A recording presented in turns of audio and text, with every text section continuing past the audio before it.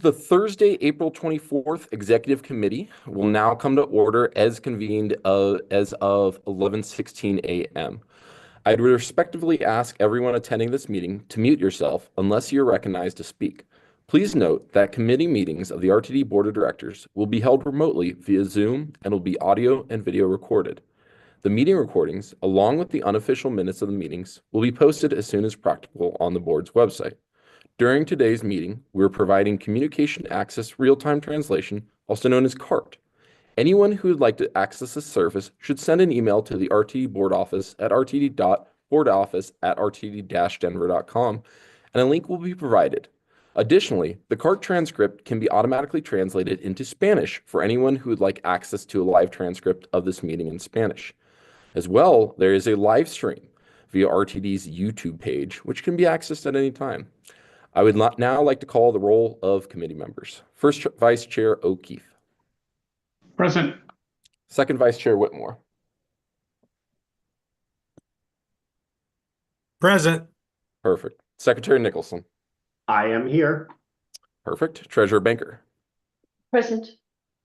Excellent. And I am here as well. So we do have a quorum of 5. All 5 members are present. I do want to put for the sake of the record, I do see Director Chandler present.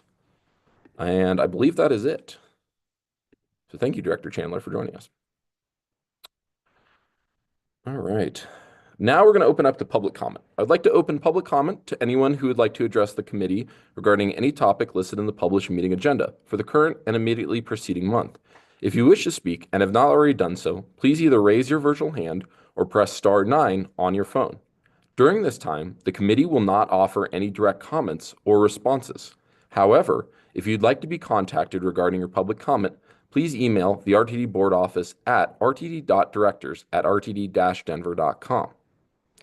Mr. Kroll, excuse me, I should actually point out too, staff will unmute you when it is your turn to speak. If you're dialed in, press star 6 to toggle your mute settings. Please bear in mind that participating in this process, you are being recorded. If you do not wish to be recorded, your comments, of course, can be submitted via writing. Any comments submitted via writing can be sent to the board office at the following email address: rtd.directors@rtd-denver.com. Speakers should begin their remarks by stating their names, and each speaker will have 3 minutes to speak. Mr. Kroll, are there any speakers? Chair Bouquet, this is Jack Kroll, Executive Manager of the Board Office. At this time, there are no speakers. Excellent. Were there any emailed comments? There were not. All right. Well, going once, going twice. All right. With no other participants in the queue and no participants in the queue, we'll close public comment at this time. I'd like to make one small adjustment to the agenda for today, and that is to have one discussion item for the monthly government relations report to go after our recommended actions, but before the approval of our agenda for next week's meeting. Mr. Davies will be presenting some important information and updates for SB 161, which is the Transit Reform Bill, and this might require the board to take additional action during next week's meeting. Is there anyone opposed to this change in the agenda? Okay. Seeing none, we'll keep moving forward then. So, with that being said, there are 4 recommended actions on today's agenda. The first action under consideration by the committee is one that was referred back to our committee by the board itself. And this is for the records request fee waivers for members of the media. For the board of directors to adopt the attached resolution providing CORA and CCJRA request fee waivers for certain verified members of the media. And my understanding is that the directors who brought this item have now developed an alternative resolution, which is next on our agenda for our agenda today. And they do not intend to proceed with the version of this resolution. Is this correct, Secretary Nicholson? That is correct. And I'd like to make a motion to postpone this item indefinitely because of that. Excellent. Is there a second? Second. All right. I have Secretary Nicholson as the mover, and then I have Director Whitmore as the second. Is there any discussion regarding the postponement of this item? Okay. Are there any no votes on this action to postpone? Okay, seeing none. So we will postpone this item indefinitely with 5 yes votes and 0 no votes. Okay, so moving on, the second action under consideration is for the resolution supporting a pilot program for records request fee waivers serving a public purpose. This is for the Board of Directors to adopt the attached resolution creating a pilot program to provide Cora and CCJRA request fee waivers for a set number of requests serving a public purpose, excuse me. Do we have a motion? Yes, I move the adoption of the item. Excellent. Do we have a second? Second. And I have O'Keefe as a second. Okay. Secretary Nicholson, do you have any comments for this item? I do. Thank you, Chair. Okay. Every time you tear a leaf off a calendar, you present a new place for new ideas and progress. That was Deborah's quote in the January 8th Inside Connections email, and I think it's fitting here today. I come back to you a month later with a new idea, direct from staff, that I think makes significant progress over what I presented last month. I first want to say that this proposal is not a compromise. Staff came to me with a better idea, I looked into it, and I agreed. And that's why this proposal provides 1 hour of additional free records request time for every request that serves a public purpose. The importance there is that this resolution is no longer about the person, but about what they're doing.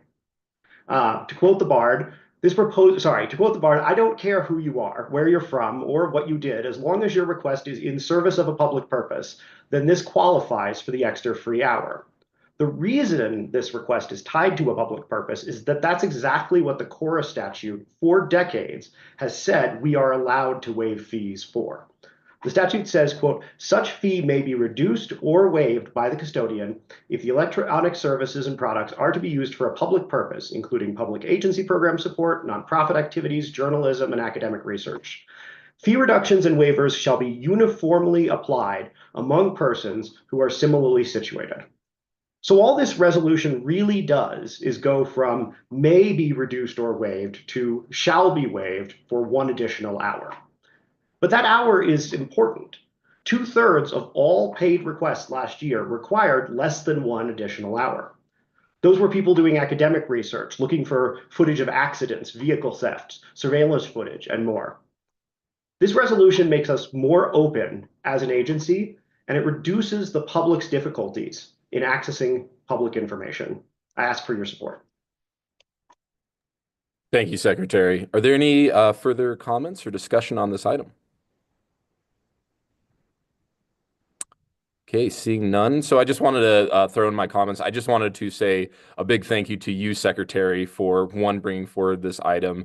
And again, working with staff to bring forward an updated version, which I think is going to be very beneficial to the public overall. So I just wanted to thank you for your work. I think this is a great step in the right direction. This is just showing how much this agency has changed over the years and is open and is transparent and willing to help out our public needs. So I greatly appreciate that. With that being said, Director O'Keefe. Thank you, Mr. Chairman. I just wanted to say one thing, complimenting staff and Secretary Nicholson for doing this. The one adage that I heard early on in my career about dealing with an outside stakeholder is you need to stop talking about it when they're sick of it, not when you are.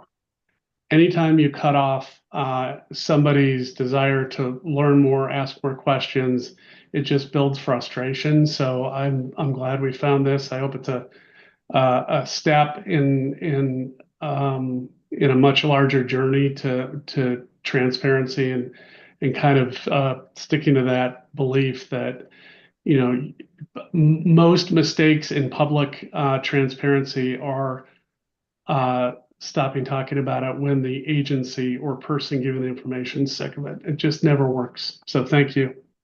Yes. And I think the agency has always been transparent and has always been a good partner. I think this is just, again, expanding upon it. Ms. Snyder. Yes, thank you, Mr. Chair. I just wanted to note for the sake of the record that for clarity, what the staff will be doing to verify whether a requester is eligible, it's merely going to be that there will be a definition of who is eligible for a fee waiver, and we're going to rely on the public to honestly and accurately attest to that. So they will be checking a box when they submit that request. But of course, staff isn't going to be in a position to do additional due diligence and verify and do any kind of checking. We're going to rely on the honesty and integrity of our public. I am, Chairman, if I may. You may. Thank you. Sorry. I just wanted to also add to that it does also keep the very close to the same $5,000 a year cap, in that there's 170 hour maximum. So the maximum number of these that we would grant in a year is 170 of them, which ensures that, right now we had fewer than that paid requests last year. So, assuming we get the same number, it shouldn't be an issue. But let's say in some strange world we had 1,000 or 5,000 of these. This way, there's at least a fiscal cap to make sure that we're being prudent with taxpayer money. Perfect. Any further discussion, questions, comments on this action? Let's keep on rolling. Are there any no votes on this? Okay, seeing none, I see it pass with 5-0. All right, excellent work, everyone. All right, moving on. Okay, moving on. The third action under consideration today is the 2025 State Lobbying Services. This is for the Board of Directors to approve the summary of scope of work for solicitation and to authorize the general manager and CEO, GMCO to enter into a contract for state lobbying services. Do we have a motion? So moved. Okay, Director Whitmore, do I have a second? I'll second. Okay, and Secretary Nicholson as the second. Perfect. All right, Mr. Davies, our Government Relations Officer, would you please present this item for me? Yes. Hello, Chair, members of the committee. Michael Davies, Government Relations Officer. As you all know, RTD does utilize external lobbying services. Currently, the contract has utilized its initial terms of the state lobbying services. Subsequently, on June 28th, 2023, RTD executed an option to utilize additional option years in the contract. At this point, beginning on July 31st, 2025, there are no more options to exercise. And so in the spirit of competitive competition, RTD intends to publish a competitive solicitation seeking state lobbying services. And the board report that you all have is a summary scope of work. And with that, I think that ends my remarks, but happy to answer any questions. Sorry. Secretary Nicholson. I'd actually like to make a motion to update the question to specifically just address the solicitation. So I can read the updated motion. Basically, the same thing that we did to have it be just that we're authorizing the solicitation rather than also the contract itself. I think this is, the lobbying work is something that's important to us. It's something that the board has a specific stay in. So it's not something that's, down the totem pole of the agency. We absolutely work with our lovely Mr. Davies on a regular basis, and with Jen Bradbury and Jen Webster. And so I think it behooves us to actually review the contract that comes back rather than just auto approve it, which is what the motion does right now. Okay, so you're making a motion to. I'll give you the language. Yeah, give me the language. Yeah, so I would amend the motion or update the motion to read for the Board of Directors to approve the summary scope of work for a solicitation for state lobbying services. Okay, do we have a second on that? I'll second it. Okay, and we have O'Keefe as the second. Okay. Director Banker? Just a quick question. What's the timeline on all of this? So you're gonna do an RFP, when would it come back then to the board for final approval? How long does this all take?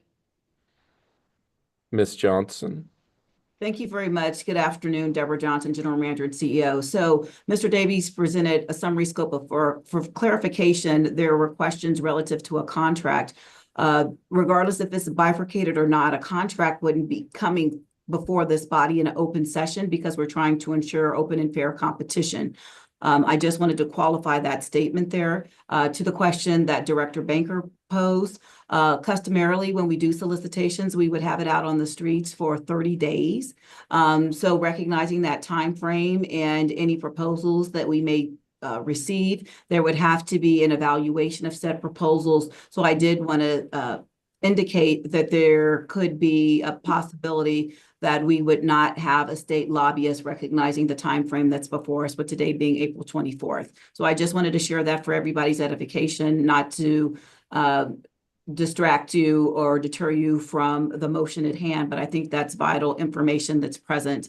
And if in fact we were to engage with the current state lobbyist, because I know Secretary Nicholson referenced Jen Webster, that is our local advocate. So this is not the same contract. And I wanted to ensure that everybody had that information readily available. And so Director Banker, once again, considering that there be putting this out on the street, which could take 30 days. This does have to go to the board for all intents and purposes. We're talking May 1st at the earliest, 30 days. We're talking the end of May, assessing whether or not there's questions and things of the like. So anytime that it would come back, if in fact you all acted on the motion, that could be anywhere from the latter part of June into July. And that's just ballpark. Thank you. Thank you. That's sufficient. Okay, perfect, thank you. Secretary? Yeah, just a piece actually in the scope of work where it says where is it? Provide guidance. No, that's not. Yeah, provide guidance and direction to the GMCEO, Government Relations Office of the Board as needed to enhance and maintain relationships with the Colorado General Assembly and the executive branch. I was wondering, when it comes to agencies like the Front Range Passenger Rail District, is that something that is covered by our state lobbyist, by our local lobbyist? Is that a Jen Webster? Is that a Jen Branberry? Like who's assigned to that type of lobbying? Because it's not a state agency, it's not the executive branch. Ms. Johnson? Thank you very kindly, Mr. Chair. Secretary Nicholson, can you explain what you mean in reference to this agency trying to lobby the Front Range Passenger Rail District? I'm at a loss as to what you're actually asking.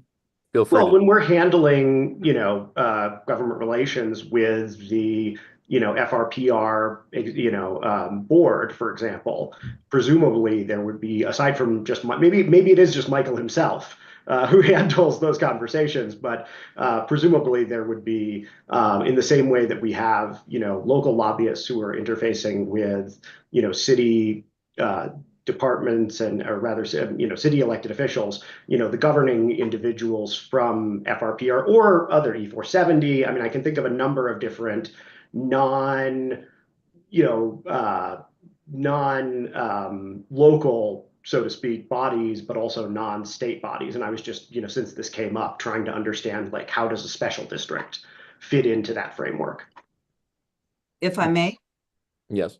Thank you, Mr. Chair. So utilizing Front Range Passenger Rail District, for everyone's edification, I do sit on said board, so it'd be sort of interesting if we were lobbying that entity. I think it really is contingent upon what we're doing quite naturally. We're working from the vantage point of a partnership. Any type of activity that we needed to engage on, recognizing Front Range Passenger Rail for all intents and purposes. So you talked about E470. There are individuals, more specifically, I should say members of the board that serve as liaisons to those entities going forward. And so I really believe it would be the staff and members of the board that are engaging with these special districts that you talked about, unless there were something that came forward whereby it was a special circumstance where we needed to have lobbying activity. But for all intents and purposes, it's through the relationships in which we have working closely together because there's interdependencies relative to the services in which we provide. Okay. Secretary? Yeah, then I guess my other question would be for the existing contract, for the last few years that Brandenburg has handled these relationships, is this generally what we're seeing in scope of work representative of the work that they've been doing? Are there things that they've been doing that we're not including in this? Are there things that they're not currently doing that we are including in this? Basically what I'm asking is, are we basically asking for the exact same scope of work that we've been seeing from them over the last few years? Or has there been any thought to modifying it to ask more of them or less of them? When I'm thinking about a lobbying, well, I guess the question of mine would be, with regard to this, how do you go from like this statement to here's the size of the contract? Because, if you look at lobbying contracts in the state ledge, there's all different numbers. I mean, as an example, I was looking at, Jen Brandenberry and BBMK's number, client lists, and it goes from 20,000 a month down to 3,000 a month, depending upon who they're working with. Maybe you can help me understand, like, how do we scope the amount of money we want to spend on state lobbying? Ms. Johnson? Yes, I will start, and then I'm going to yield the floor to Mr. Davies. Thank you, Mr. Chair and Secretary Nicholson, for the question. I think it's incredibly important that we ground ourselves in reference to what's being presented to you at this current time. This is a summary scope of work, and the reason why I'm emphasizing summary is because with open and fair competition, this is a public meeting. We would not be presenting the specificity relative to what's contained in a scope.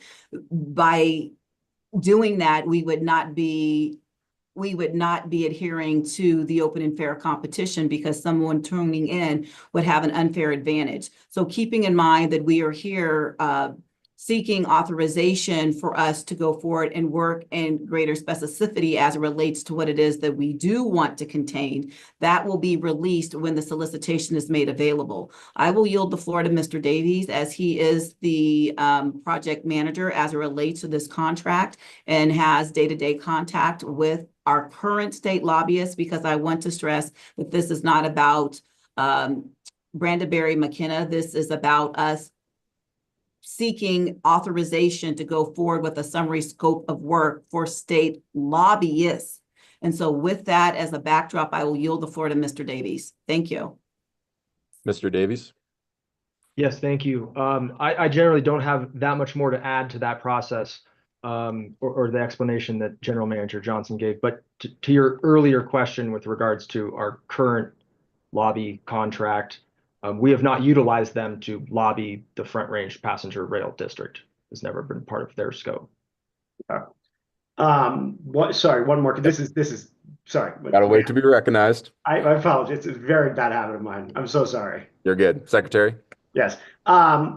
So, there are sort of a wide variety of manners in which different organizations handle government relations. And I just wanted to get sort of a sense of two things briefly. One is, why are we pursuing this as an external lobbyist rather than a hire in the government relations department that would be a full-time staffer that did that job and worked for RTD proper? And then second, would this include the possibility of hiring multiple lobbying firms? I've seen there are many organizations at the Capitol that have, a lobbyist who is primarily focused on the Democrats and one who's more, has the relationships with the Republicans and, or just addressing different types of legislation, that kind of thing. I mean, we have one scope really, but I just wanted to get a sense of, do you expect this to result in a contract with one firm, or is there the possibility that you could pursue multiple firms? So those are my two questions, the in-house and the one or multiple. Whoever would like to take that. I'll start and then I'll yield to Mr. Davies. So thank you very much, Mr. Chair, and thank you, Secretary Nicholson. I'd be remiss to state that Michael Davies serves as our Government Relations Officer, and he is an individual that is eminently qualified in reference to the job that he has. This agency has supplemented that with federal and state lobbyists and a local advocate going forward. As it relates to where we stand relative to the work that's being done here at this organization, quite naturally, as relates to various activities, I would say RTD is in a place where we can be flexible and agile relative to the solicitation we were putting forward. In my experience, I don't know if you all know, I used to do government relations as well. That's how I started in the transportation business. And so with that as a backdrop, I think there's a myriad of different factors in what the organization is seeking. We're not in a position currently where we have major undertakings that would require various aspects of support, working both sides of the aisle. For instance, if we were looking at federal level in reference to discretionary grant programming and things of the like. So it's really indicative of where the organization stands going forward. I did want to start the response because I wanted to ensure that this body is very well informed that we have a stellar individual that is leading the charge here at this organization, and that's Mr. Davies. So with that as the backdrop, Mr. Davies, I will now yield the floor to you. Thank you.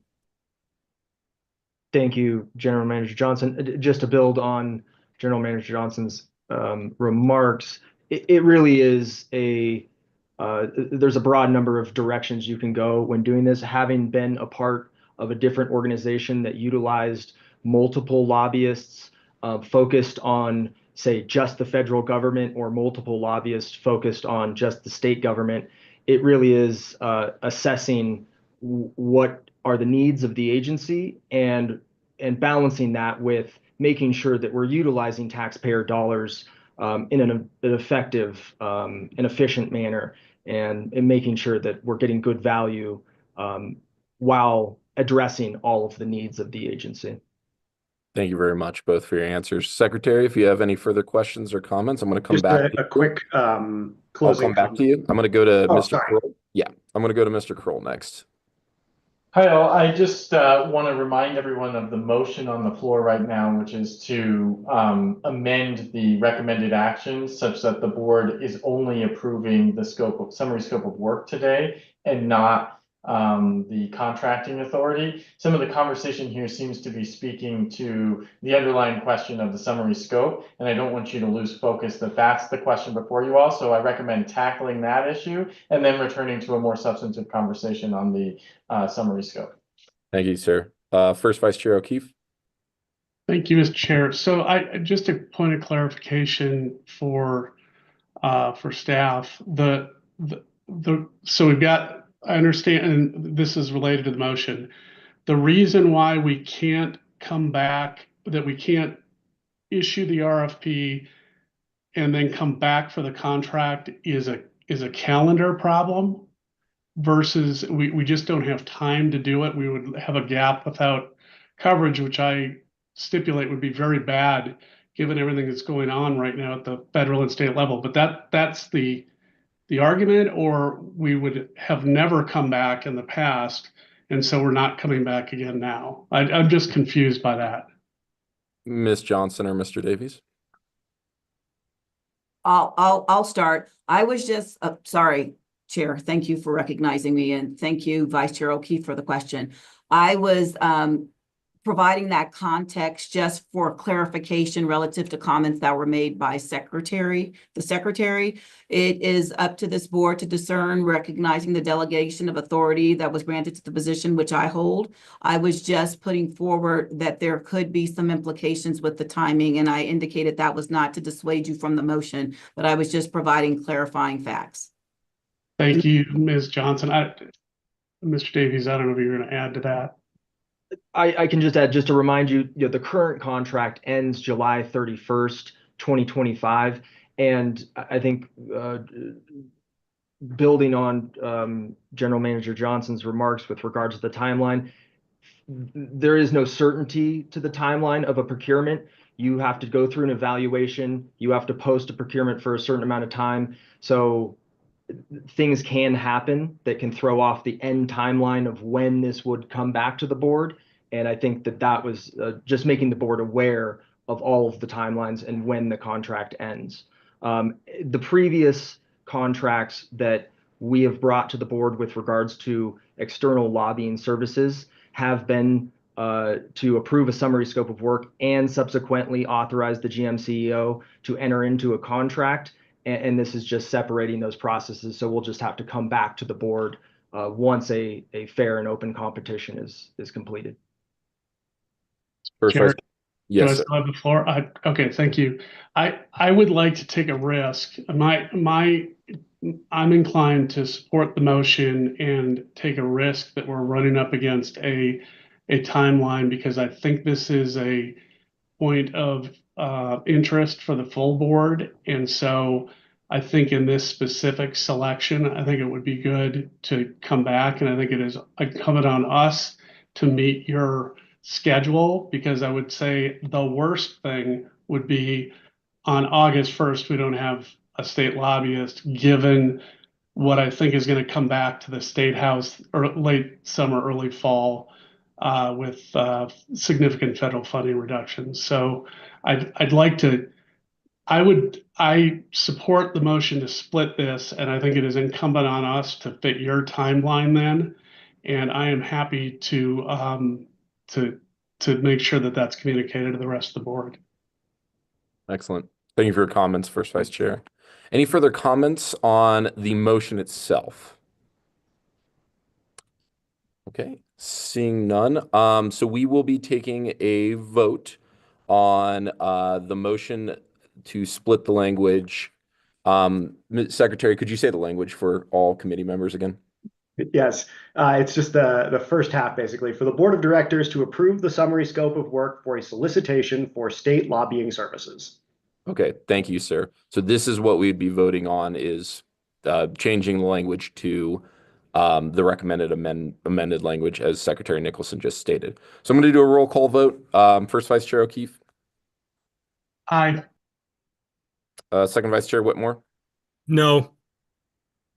Secretary Nicholson. Aye. Treasurer Banker. Yes.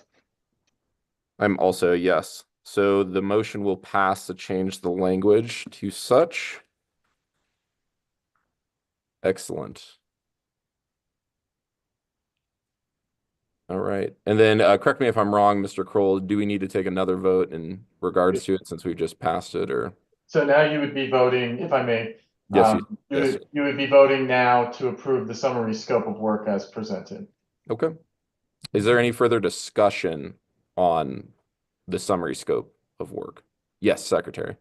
Coming back to my the last thing I wanted to say with regard to Ms. Johnson, or sorry, GMCO Johnson's comments about Mr. Davies, I completely concur. I think Mr. Davies does phenomenal work for the agency. I am incredibly happy I think he's just been doing really an excellent job in a role that I know a lot about and care a lot about.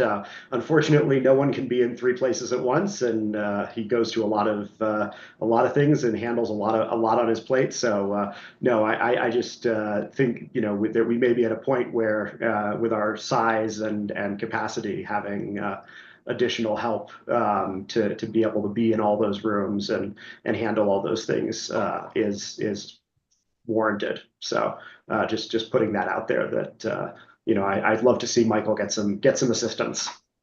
Thank you, sir. First Vice Chair O'Keefe.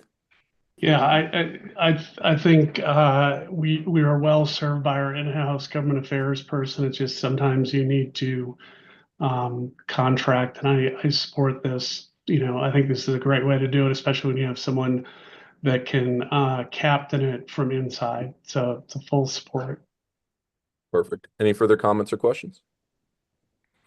All right, excellent. So now we will be taking the vote to approve the summary scope of work. Are there any no votes on this? Please raise your virtual hand.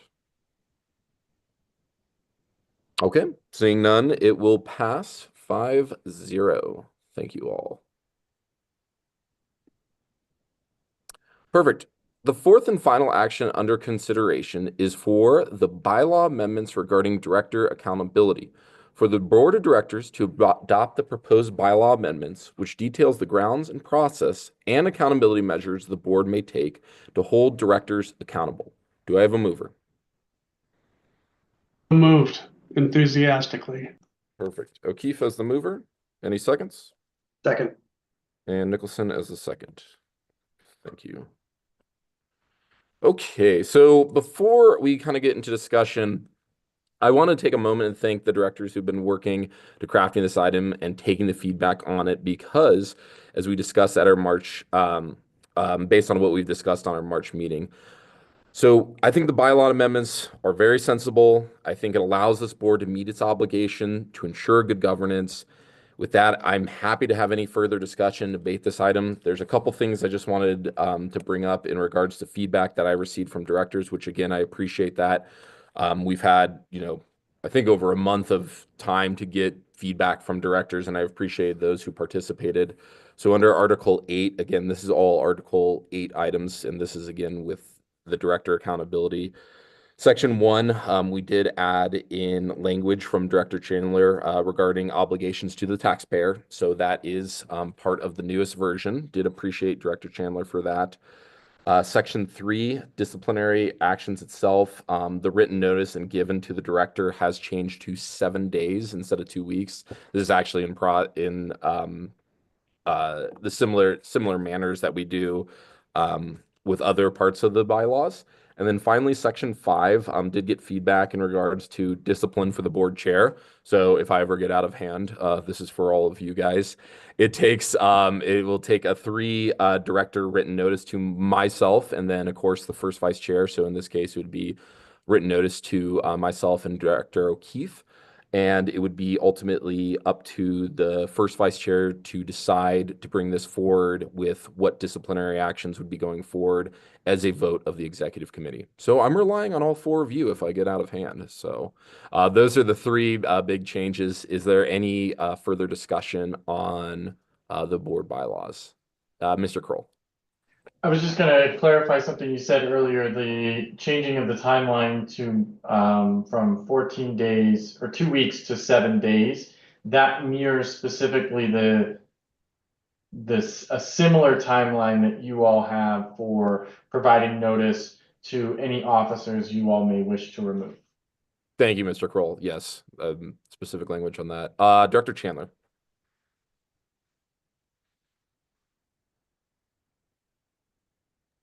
Sorry, it's taking me a moment to figure out how to get all myself on camera and all that stuff. First of all, thank you very much for taking my feedback. The question I have is, you have that 7 days in there, but do you think it should be from 7 days from receipt of the letter, or is there a specific measurement of time? Because 7 days from what? Yeah, it's Mr. Kroll, if you want to hop in. Yeah, this was, thank you, Director Chandler, for the question, and thank you, Chair Bouquet, for the opportunity to respond. This was something that actually Director O'Keefe had provided some feedback on, and I do believe, I don't have the language exactly right in front of me at this moment, but I can get it up very quickly here. That the transmission and the clock begin from the date of the email transmitting any notice to the director. So there is a specific agreed upon time which that clock starts counting down, and it's the timestamp of the email transmitting the notice. Director Chandler. Okay, so that will be reflected in the somewhere, because obviously it's not reflected in what was just read. Point of information. Secretary. Yeah.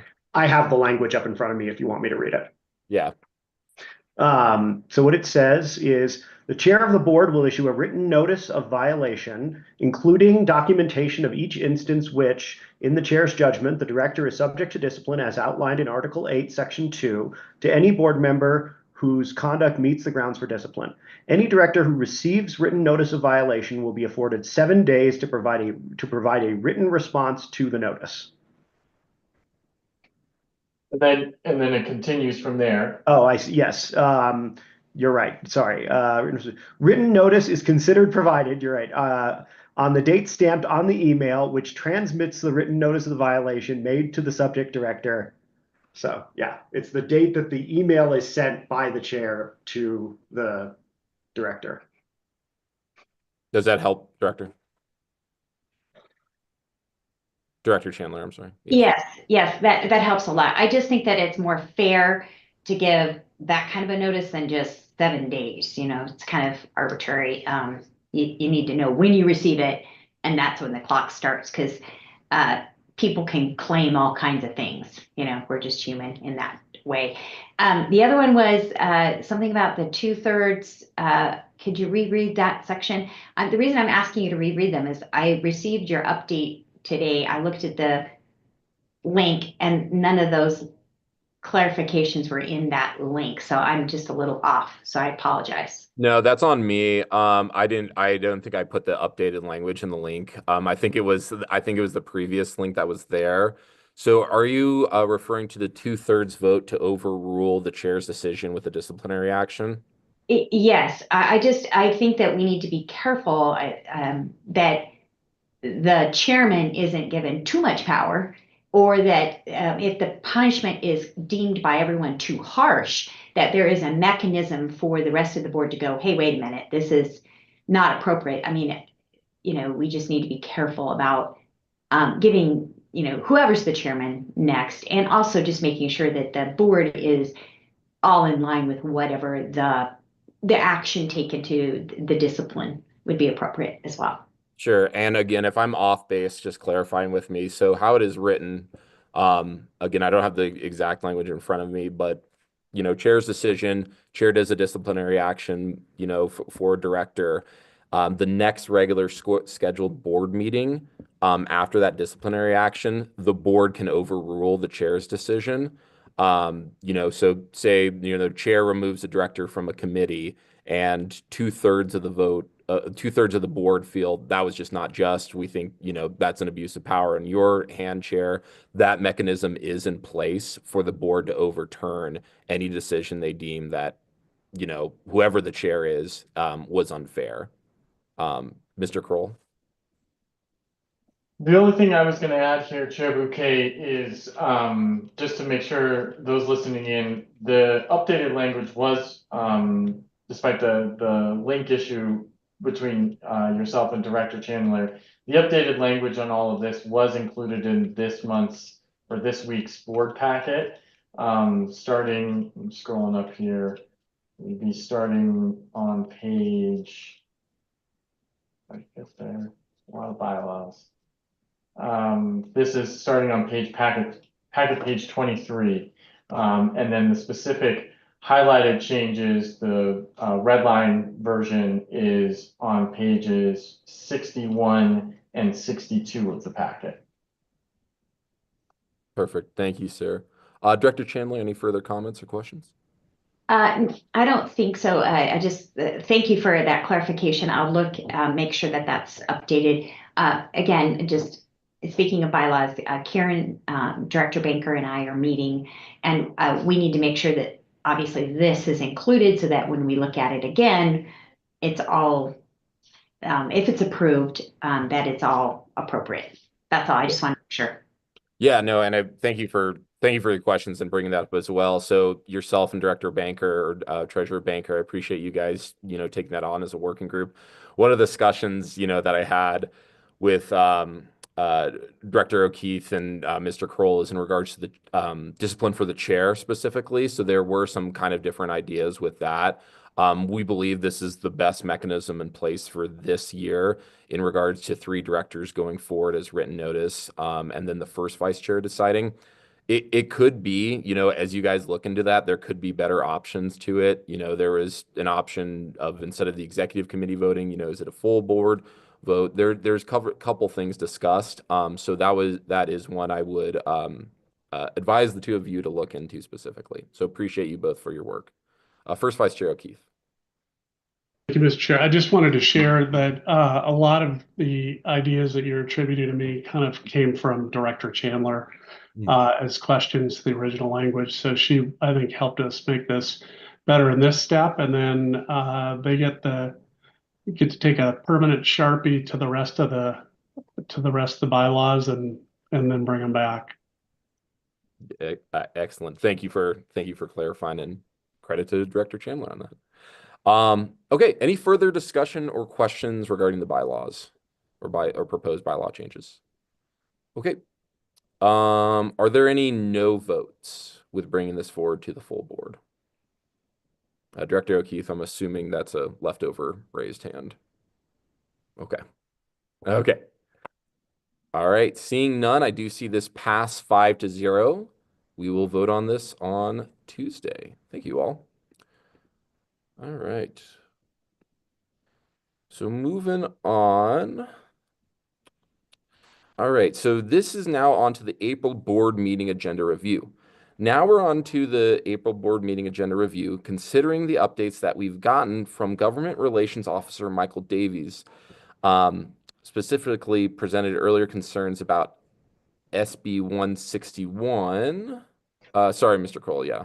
Chair McKay, I think we're just a little out of order potentially on the Sorry script. about I that. don't believe we've heard the update from Mr. Davies. And Yeah, sorry, my script's a little out of date. Yeah, Mr. Davies. I believe that's our next agenda item, correct, Mr. Correct, Cole? the government Yes, okay. relations report. That's Perfect. correct. Yes, Mr. Davies, I now give it to you in regards to your government relations report. My apologies for that.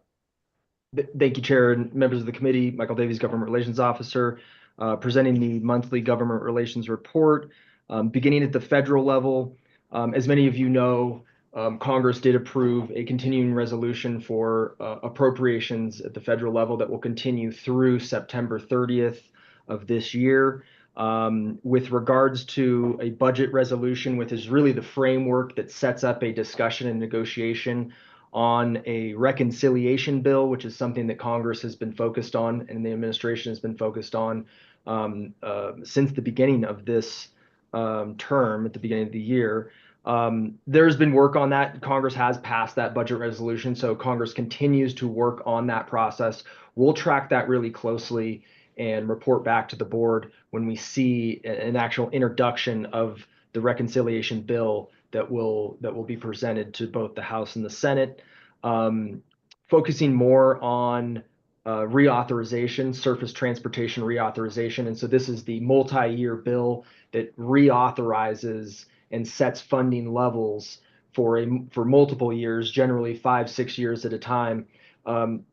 Our current reauthorization bill, our current surface transportation bill, does expire in September 30th of 2026. Congress is beginning to start to contemplate that bill now, and some of the committees of jurisdiction do have some portals and processes for members to be able to enter in information, and RTD will certainly track that process really well, are paying close attention to committee hearings that are happening on this matter, and we'll really set the stage for the priorities that rise to the top and may or may not be considered in a future surface transportation bill. And lastly, not included in the written report, but I would highlight that Director Banker and Director Geisinger and myself were able to participate with a group of the mayors and commissioners from the Northwest, largely Boulder County, to participate in a recent annual lobbying trip at the federal level. And that's always a great opportunity, I think, for RTD to be involved in and be a part of the discussion from that Northwest region on the priorities at the federal level. Moving over to the state level, I'm going to spend my time focusing really on the two primary bills that RTD has been involved with. Starting with Senate Bill 161 concerning transit reform. As you all know, the board has taken an amend position on that bill and sought to amend a number of items in there. There were a number of amendments offered in the second reading of the Senate. And as part of those amendments, some of the board's requests or partial agreement with the board's requests were included in that. Specifically, with regards to Amendment L018. It was to add one member of the current board to the voting ability of the accountability committee being proposed in 161. That current board member is to be appointed by the governor. And I know the board's request was really for the board to appoint that people. The bill sponsors wanted to make sure that that remains in the governor's court to appoint that. Previously adopted, and as you all know from updates, another request of the RTD board was to get a former board member to be appointed at the voting level to the accountability committee, and for the RTD board to be able to appoint that member. The bill sponsors did include a former member, one former member, but again, appointed by the governor to the proposed accountability committee. Lastly, a number of other amendments. I won't go through all of them. As you all know, I did email out a summary to the entire board of the amendments that were adopted during the second reading. That bill has now passed the full Senate. It has been introduced into the House and is scheduled to be heard in the House Transportation Committee next Tuesday. So that'll be the first hearing of this bill in the House. And as you all know, we are coming down to the wire in the end of this session with about 2 weeks left. And so there's a lot of work that the House will do to move that bill along. I think that covers everything with regards to 161 that I wanted to mention. Obviously happy to take questions on that, but I do want to also move on now to House Bill 25-1290 concerning transit worker assault and funding for training. As you all know, this was a bill that was included broadly as part of the 2025 government relations program that was approved by the board and seeking legislation with regards to transit worker assault. And so this bill had moved all the way through the process and was sitting in Senate Judiciary Committee. In that committee, there was a pretty significant amendment and negotiation that happened there.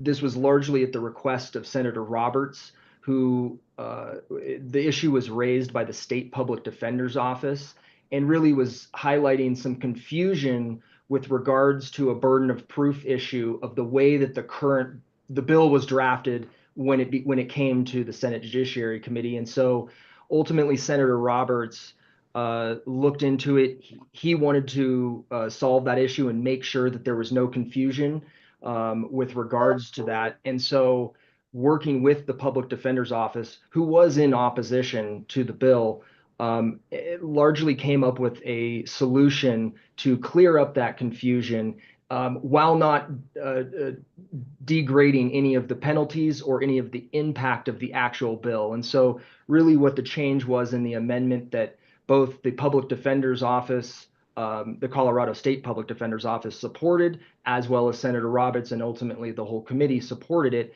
was to really move one section of the bill with regards under the current assault statutes and move that into the harassment statutes that are currently in law within Colorado statute.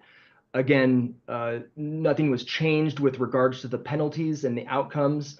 It was really a in the weeds technical discussion from a prosecutor's perspective, and ultimately think it came to a good position and got unanimous support from the Senate Judiciary Committee, and since then has moved on, cleared the Senate, went back. Those amendments were concurred in the House, and that bill has passed both houses and is on the way to the governor's desk. So I think good news overall on House Bill 25-1290.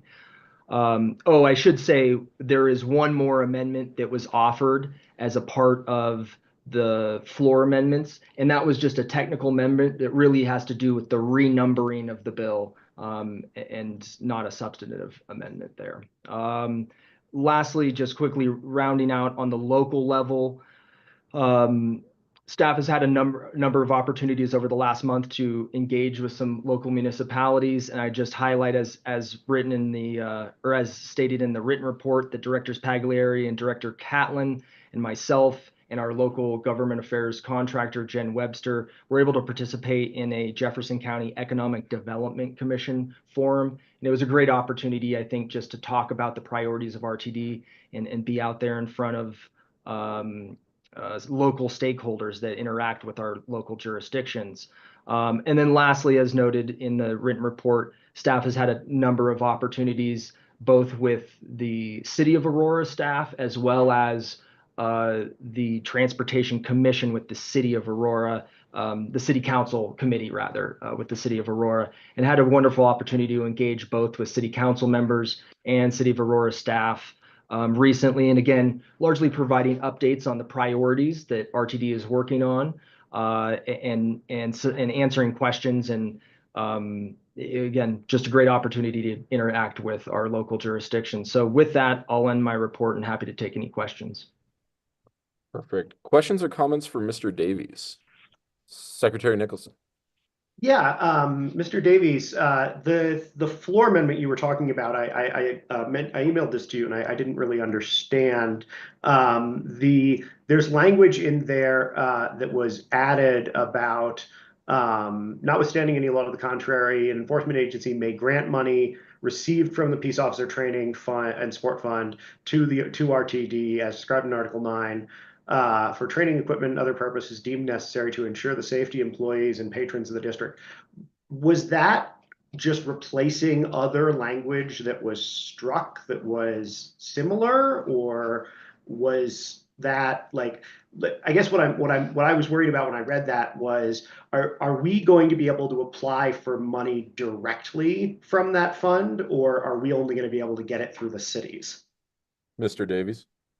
Yes, thank you, Director. Great question. And yes, that was basically previous language and potentially being reworded, but the same intent was there from previous committee hearings and discussion on this bill. And then, like I said, was really just renumbering accordingly in the bill. But to answer your question, RTD wasn't going to be able to, and this was stated in previous bills as well, not directly apply, but it was the concept that it was giving authorization to local law enforcement agencies to be able to give that money to RTD. And so it really is recognizing that, local law enforcement jurisdictions will be getting this Prop 130 money, and this is just authorizing and allowing that those partnerships can be made between RTD and local municipalities, where that funding can be utilized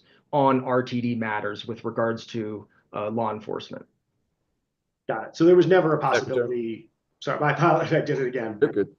There was never a possibility of us being able to apply directly for the funds and get $10 million or something like that. But at least in this case, we'll be able to do joint work with DPD and other agencies to, provide service and partnerships where it makes sense, and pay for those officers out of that kind of stuff. Correct. Cool. Thank you. Excellent questions. Any further questions or discussions for Mr. Davies? Sorry, may I? Yeah. In the context of 160, can I ask a question in the context of 161 and it coming to the board on Tuesday? Is that part of this discussion, or is that like the decisions we're going to have to make on that? Yeah, I mean, so I'm about ready. After we finish up this part, I'm going to bring it up if there is discussion in regards to us actually adding this to our agenda. Mhm. So I'm going to make a motion and see if any of you are opposed to it, of actually adding the discussion for the full board in regards to 161. We're going to see if the board, my recommendation is for us as a board to have that discussion there. So if you want to hold off, and then I'll make the motion, we can move forward. I'll ask a question about an amendment. Anyway, you'll see why I'm doing what I'm doing. Sure. My understanding, Mr. Davies, that ATU is currently shopping around amendment language that they would like in the bill. Do you have any knowledge of those discussions and what discussions they've had with RTD about that language? And then maybe can you speak to some of the concerns or questions that you've gotten maybe from staff or from Ms. Johnson can speak to any of RTD's concerns with regard to that legislation. But I was just hoping you could elucidate a little bit on what we know about that, what their efforts are and what requests they've had of us. Mr. Davies? Yeah, thank you, Director. I would say that, yes, I am aware of that effort. It was raised by bill sponsors largely in discussions with other amendments that bill sponsors were considering and approved that I discussed earlier. There was a mention of the effort by ATU to look at that. Again, knowing that RTD has a process to consider legislation and bring it before the board, that is largely the process that RTD has always explained with regards to how we take positions, how the board takes positions on various legislation. So beyond that, that is the extent of the conversation. I can't say that staff or myself have a clear understanding of exactly what might be offered or what might not be offered. I have not been given any indication by bill sponsors that an amendment will be coming on this subject or not. But as I've explained to bill sponsors and reiterating now, we have a process to bring positions to the board, and we'll continue to follow that process with you all for any amendments that may or may not get added in the future. Perfect.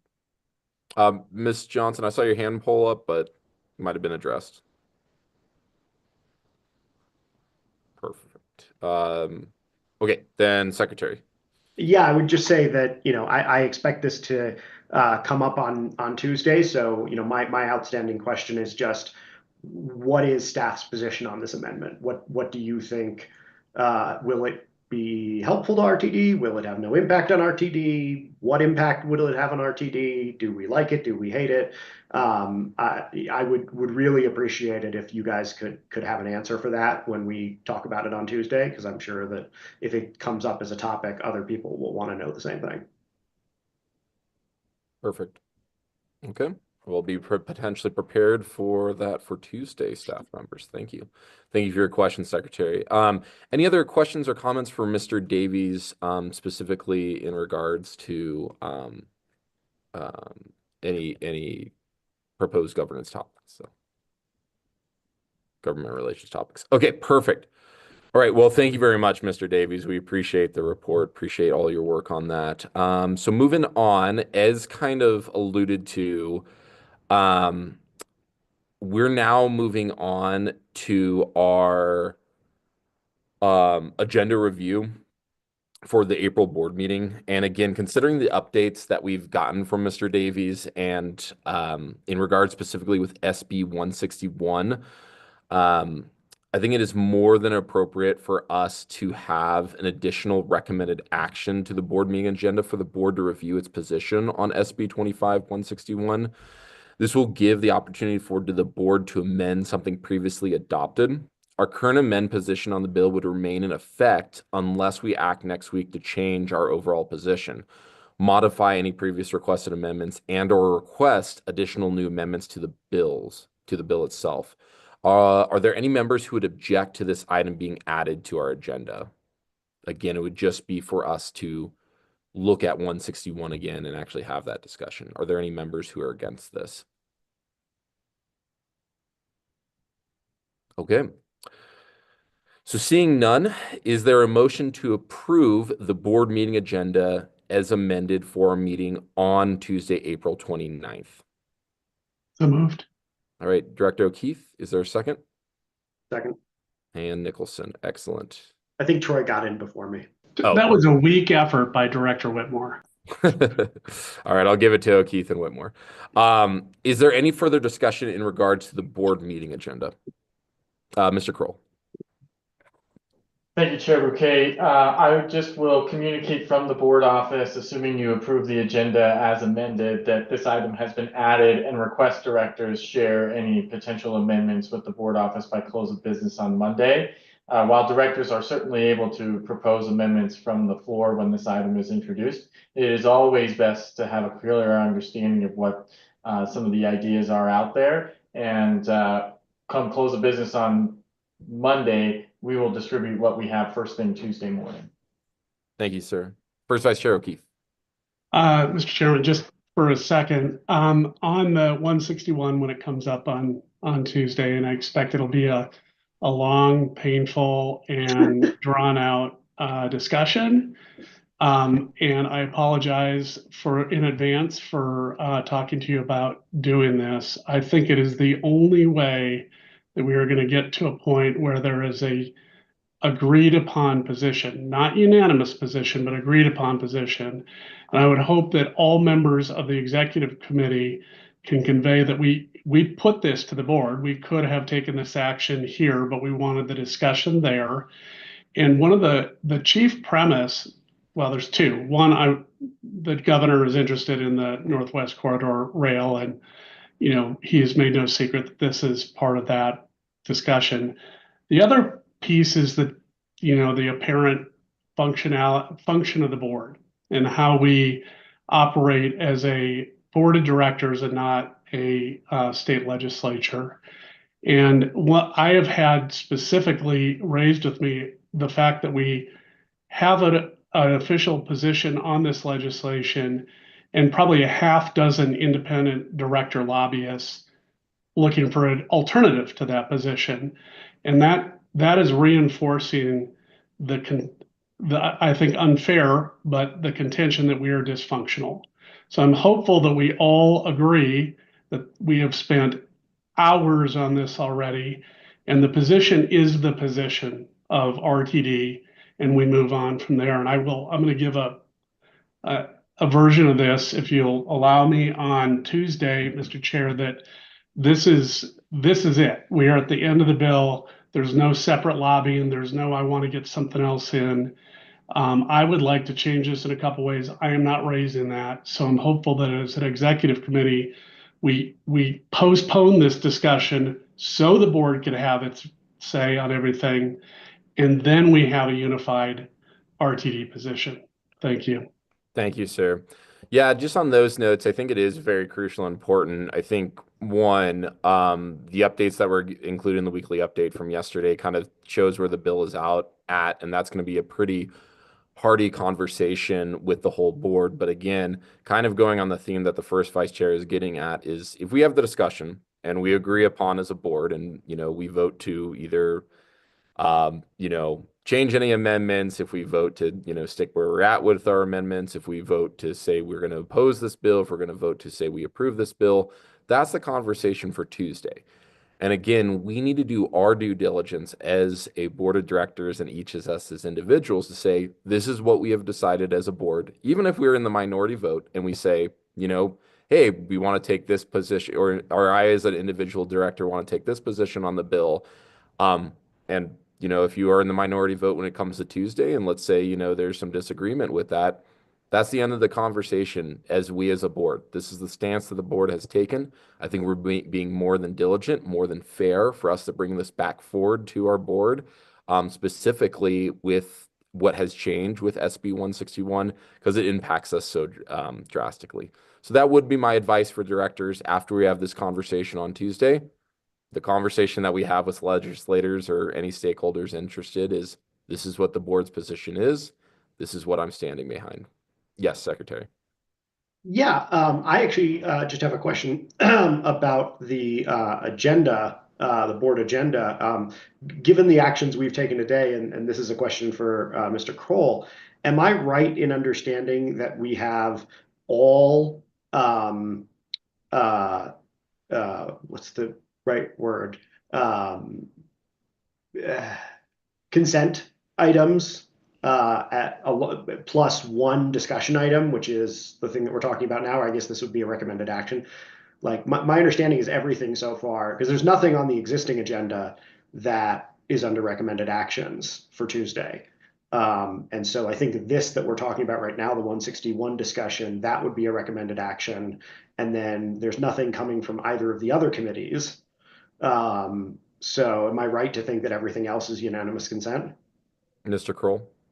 Yes, Secretary Nicholson, and thank you, Chair Bouquet, for the recognition. You are correct. However, I will state that the only thing that keeps anything on the consent agenda is 15 directors consenting that it stays there. If a single director wishes to pull an item off of the consent agenda, they simply notify the chair prior to the approval of the consent agenda and it would come off. And the practice is, as we move things down from consent agenda to recommended action at the request of directors, that those recommended actions, any recommended action listed on the agenda gets bumped down to accommodate first the conversation on the unanimous consent item being moved.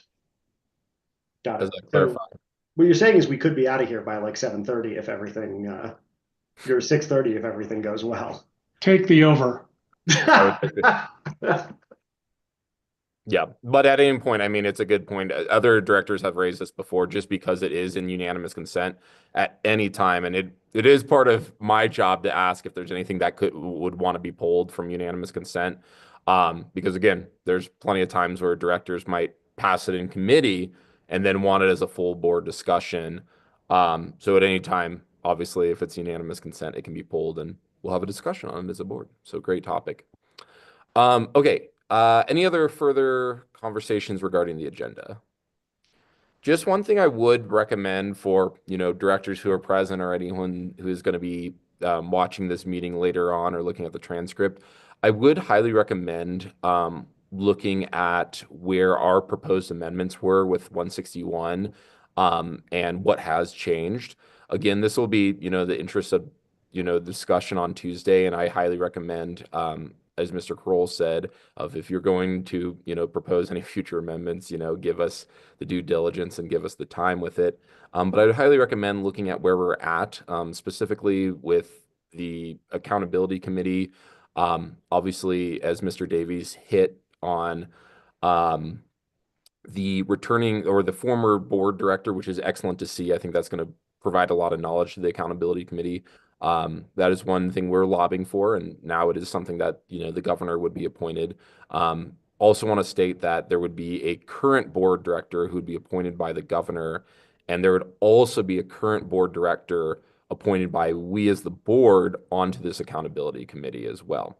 The one that, again, is interest, and the one that, from my understanding, and Mr. Davies, feel free to correct me, that is kind of off the table. We did recommend going forward when it came to eliminating any language with writing candidates for the board of directors, and that seems like it is not on the table for negotiation. So that was the one I think was mainly rejected regarding our amendments. Mr. Davies, is that correct? Yeah, thank you, Chair. Yeah, I would say it is the bill sponsors did not seem interested in taking RTD's request and recommendation with regards to that amendment point. Perfect. Thank you very much, sir. Just wanted to highlight those ones specifically because if you haven't caught on to the common theme, 161 has a lot to do with us as a board of directors. So, Secretary. For the non-voting member of the committee that is appointed, as you said, by the board, is that going to be in practice appointed by you? Yes. Okay, just checking. Yep.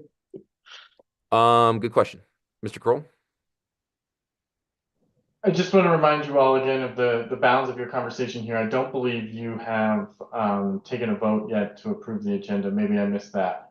We haven't taken it yet. And you want to avoid having a conversation about the merits of SB 161 when you're simply discussing whether you want to add it to the agenda for next week or not. Some of those other conversations may be better suited for other matters. Excellent. Thank you for the suggestion. All right.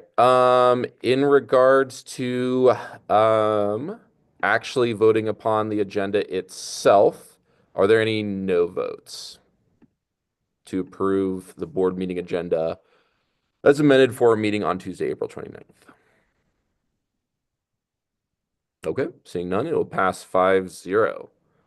And that gets to our next point, and that is other matters. Are there any further matters that we'd like to discuss?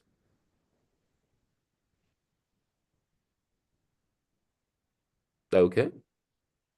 Well, seeing none, our next meeting is scheduled for May 22nd at 11:15 a.m. At the meeting, we are slated to hold discussions on the following: Director Expense and Reimbursement Policy, the Board Office Budget, Board Office Record Retention, and Board Collaboration Tools. Additionally, as always, we will have our Government Relations Report from Mr. Davies.